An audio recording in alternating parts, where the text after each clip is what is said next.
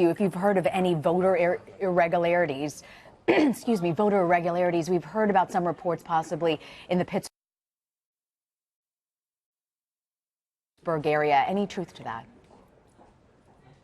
Apparently, there's some counties where there's some irregularities in terms of machine malfunctions. I don't know the extent of that or the scope of that. I don't have a full briefing on that. But look, on every election day in the state as large and as complex as Pennsylvania, you're going to have complaints. You're going to have irregularities. So as long as there's a very early determination and a corrective action plan put in place, I don't issues as being decisive. But that's why you've got poll watchers and people on the ground, and you have lawyers and courts ready to respond.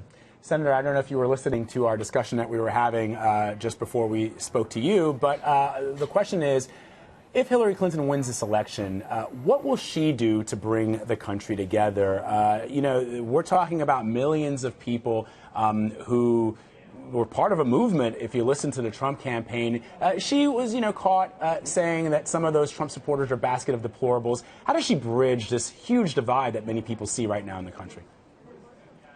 Well, first of all, I think Hillary Clinton, if she wins tonight, will work night and day to bring the country together. And I think that's in some ways an underestimated or underappreciated character strength that she has. She has always been one who has been relentlessly trying to bring people together despite a difficult campaign. So I think she'll be rather effective at it, and she will be relentless. So if Republican members of Congress think they can just keep pushing her away, she's going to keep coming to their front door, so to speak, and trying to work things out. Doesn't mean it's going to work every day, but I think she'll work very hard at it. But I'd also say every member of Congress, both houses, both parties, they better look themselves in the mirror tomorrow morning, and I will, to say, what are we going to do? This isn't just about the president. It's about all of us, frankly, for any citizen, but especially if you're an elected official and if you're not working on a bipartisan consensus moving forward to raise incomes, which I think is the central economic challenge of our time. But if you're not working on consensus matters like that, you're probably not doing your job. I would hope, though, just give one plug for a major issue, I would hope that both parties could very early come together on a major and substantial commitment to infrastructure.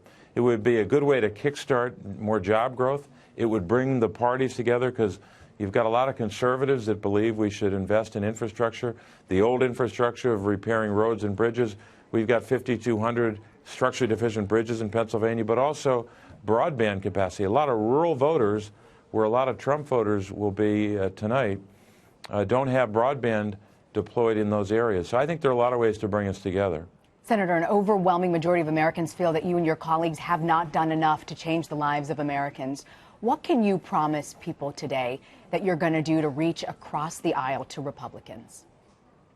Well, I'm going to continue to do what I have done. I've been in the Senate 10 years, and very few have worked as hard as I have at bipartisan consensus. But I've got to do more, and there's some days when I don't do enough.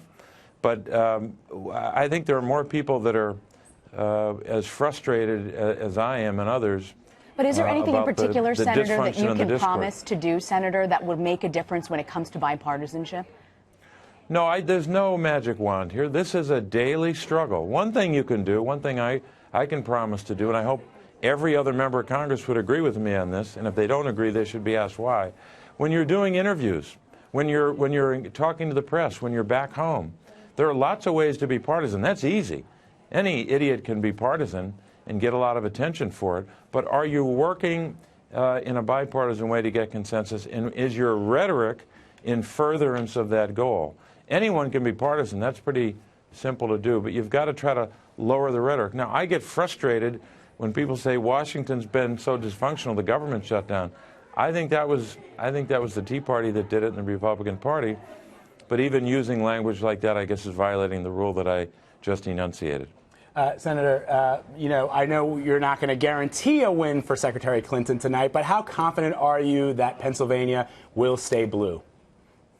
Here's a number I'd watch, and it's not a number you hear a lot about. But if you were to tell me that the city of Philadelphia and its 4 suburban counties, Montgomery, Bucks, Chester, Delaware, that the 5 counties contributed 34% of the vote, or maybe even 35, I would feel that we won Pennsylvania, because those 5 counties, I think, in so many ways are going to drive the vote for Secretary Clinton. Allegheny County, where Pittsburgh is a major part of that as well. But those 5 counties plus a few more are going to drive it.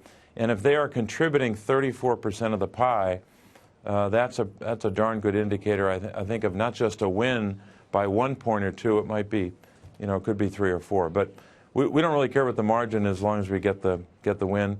And I think it's a testament to Secretary Clinton's work, her focus on creating jobs, the advanced manufacturing jobs, the infrastructure investment of repairing our roads and bridges, as I mentioned before. So I think she's going to win. Senator Bob Casey of Pennsylvania, sir, we will be watching your state closely tonight. Thank you for joining us. Thank you very much.